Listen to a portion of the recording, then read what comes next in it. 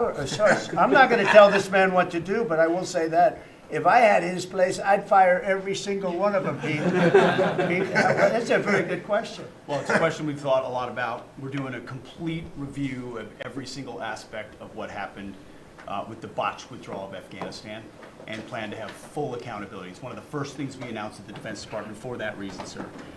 Certainly, General Raisin Kane, who's on his way in, was not a part of that. Instead, was a part of leading the effort against ISIS by untying the hands of warfighters and finishing the job properly and then bringing our troops home. So we're taking a very different view, obviously, than the previous administration, and there will be full accountability. I don't see big promotions in that group, and I think they're going to be largely gone. I know the man on my left. I think they're going to be largely gone. That was a horrible display, and you know I've dealt with the parents and the family of the 13 that were killed, but you know nobody ever talks about the 40 that were so badly hurt with the arms and the legs and the face and the whole thing, the missing arms and legs.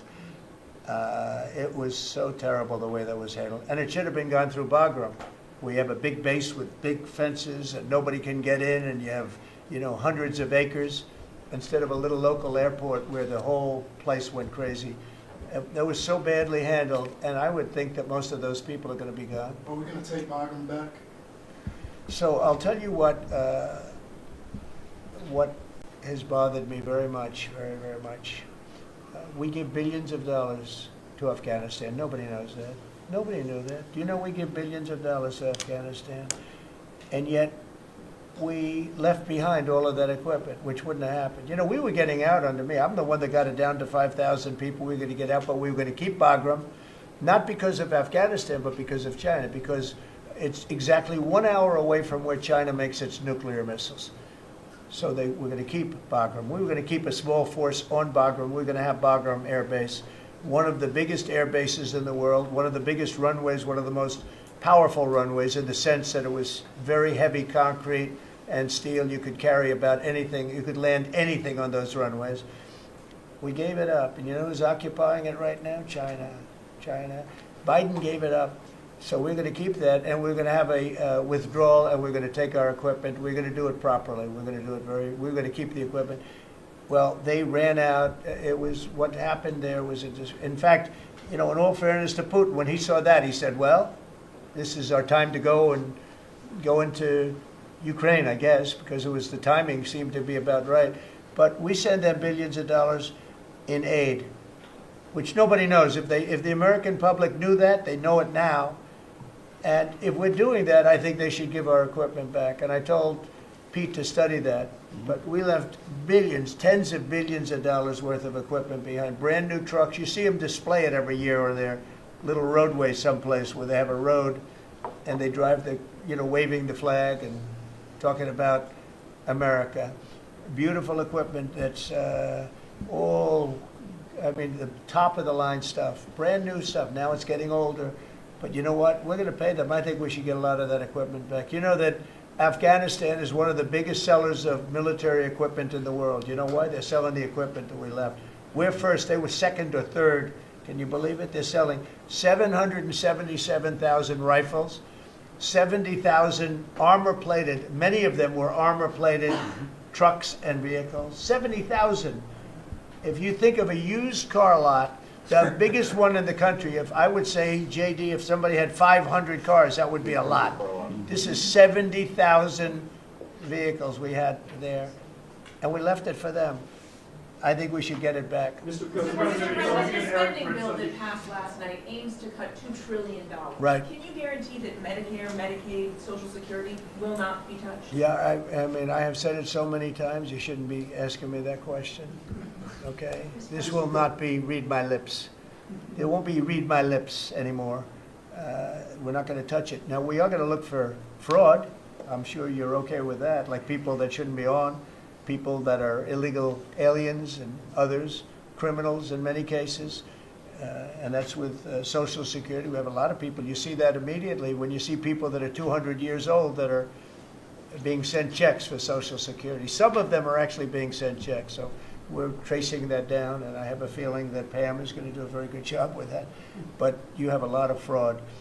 But no, we're not doing anything on that. Mr. President, part of your mission has been, thank you, I'm sorry. part of your mission has been to restore executive control over the executive branch. Is it your view of your authority that you have the power to call up any one of or all of the people seated at this table and issue orders that they're bound to follow? Oh, yeah, they'll follow the orders, yes, they will. No exceptions. No exception. Well, let's see, let me think. Oh, yeah, yeah. She'll have an exception. Of course, no exceptions. You know that. Mr. President, can you clarify the Canada-Mexico tariffs? You had put that 30-day pause. Yeah. You just referred to 25%. 25%. When does it go into effect? April 2nd, April 2nd for Canada-Mexico. correct. And for And for everything. Well, we have the fentanyl-related is a pause. If they can prove to the president they've done an excellent job, that's what they first do in 30 Have you days. guys seen any But then the change? overall is April 2nd. So the big transaction is April 2nd, but the fentanyl-related things, they're working hard on the border. At the end of that 30 days, they have to prove to the president that they've satisfied him to that regard. If they have, It's gonna be then hard he'll to give them a satisfy. pause, or he won't. But It's going that's to be up to hard to him. We'll see. satisfy. We lose 300,000 people a year to fentanyl. Not 100, not 95, not 60 like you read, you know, you've been reading it for years. We lost, in my opinion, over the last couple of years, on average, maybe close to 300,000 people dead. And the families are ruined, you know, when they lose a daughter, when they lose a son, the families are never the same. You're never going to be the same. So you're talking about 1 million people. But when the daughters die, I see it, daughters die and the sons die because of fentanyl. And in some cases, I don't even know they're taking it. They're buying something else and it's laced with fentanyl and they end up dying. And I've known many people who've lost children to fentanyl and for other reasons, but to fentanyl, it's such a big killer. And those people are never the same people. I mean, I've seen people that for the rest of their lives, they're not the same people. They're so different, it's not even believable. Dynamic people, happy people they die a miserable death. And that's because of the crap that comes in through China and through Mexico and through Canada. A lot of it comes through Canada. Look, we support Canada. $200 billion a year in subsidies one way or the other. We let them make millions of cars. We let them send us lumber. We don't need their lumber. We're going to free up our lumber. Lee's going to do the head of environmental. We're going to free up our lumber. We have the best lumber there is. We don't need their lumber. What do we need their lumber for? When you look at we subsidize them $200 billion a year. Without us, Canada can't make it. You know, Canada relies on us 95%. We rely on them 4%. Big difference. And I say Canada should be our 51st state. There's no tariffs, no nothing. And I say that we give them military protection. They have a very small military. They spend very little money on military. On NATO, they're just about last in terms of payment because they say, why should we spend on military? That's a tremendous cost. Most nations can't afford to even think about it. Why should we spend on military? The United States protects us. And I would say that's largely true. We protect Canada, but it's not fair. It's not fair that they're not paying their way. And if they had to pay their way, they couldn't exist. When I spoke to, let's call it the Prime Minister rather than the governor, but when I spoke to him, I said, why are we giving you $200 billion a year? He was unable to answer the question. I said, why are we letting you make millions of cars and send them in? He was unable to answer the question. Justin Trudeau, a nice guy. I think he's a very good guy. I call him Governor Trudeau. He should be governor because the fact is that if we don't give them cars, we don't have to give them cars. The tariffs will make it impossible for them to sell cars into the United States. The tariffs will make it impossible for them to sell lumber or anything else into the United States. And all I'm asking to do is break even or lose a little bit, but not lose $200 billion. And we love Canada. I love Canada. I love the people of Canada. And but honestly, it's not fair for us to be supporting Canada. And if we don't support them, they don't subsist as a nation. Okay? Mr. President, on the EU tariffs, Mr. President, have you just made a decision on what level you will seek on tariffs in the European Union? We have made a decision. We'll be announcing it very soon, and it'll be 25%, generally speaking, and that'll be on cars and all of the things. And European Union is a different case than Canada, different kind of case. They've really taken advantage of us in a different way. They don't accept our cars. They don't accept essentially our farm products. They use all sorts of reasons why not. And we accept everything of them. And we have about a $300 billion deficit with the European Union. Now, I love the countries of Europe. I guess I'm from there at some point a long time ago, right? But indirectly, pretty directly too, I guess. But I love the countries of Europe. I love all countries, frankly, all different. But European Union's it was formed in order to screw the United States. I mean, look, let's be honest. The European Union was formed in order to screw the United States. That's the purpose of it. And they've done a good job of it, but now I'm president. What will happen if these countries where the EU retaliate? They can't. I mean, they can try, but they can't. China did. They They are imposed pledging tariffs to, sir. that went into effect. China's That's retaliatory right, tariffs that's on right, but- the 10th of February. Has there been That's any right. impact you've been able to observe? That's right. Now, they can do it, and they can try, but the numbers can never equal what ours, because we can go off. We are the pot of gold. We're the one that everybody wants, and they can retaliate, but it cannot be a successful retaliation, because we just go cold turkey. We don't buy anymore, and if that happens, we win. Are you talking to Eric Prince about privatizing deportations? No, I haven't. I Mr. haven't. President, you're in litigation with CBS News. Is this a case that you'd like to see go to trial, or are you open? With who? CBS, the 60 Minutes. CBS? Yes. Well, CBS did something that was amazing. Kamala was unable to answer a question properly, and they took the question that they asked and they inserted an answer. They gave her an answer.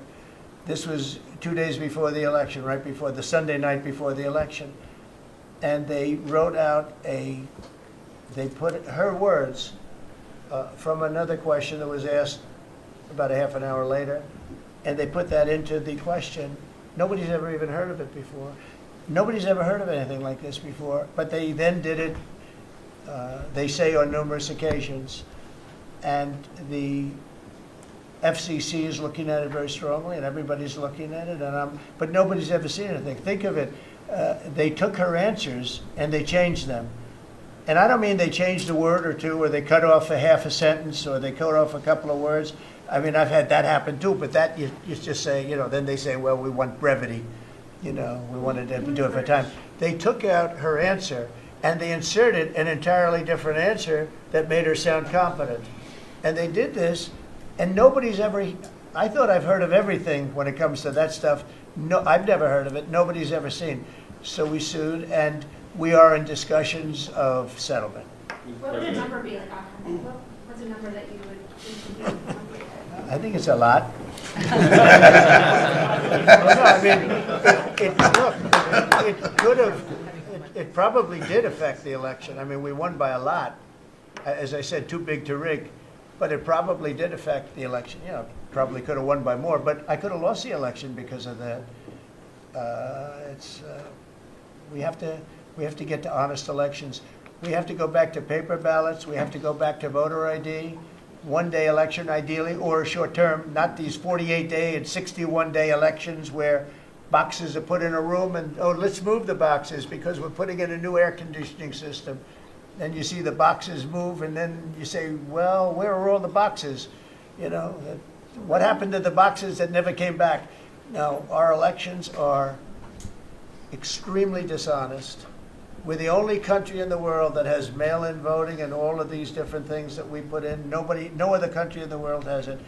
France went to, they had some of the things that we had, and they went to same-day voting, all paper. And paper is very sophisticated now. It's a very sophisticated form of voting right now. It's a very safe form of voting. The other things for the governors, I wish the governors would do it, because the paper ballots will cost 9% of the machines, and they're 100%. Nothing's foolproof, but they're as close as you get.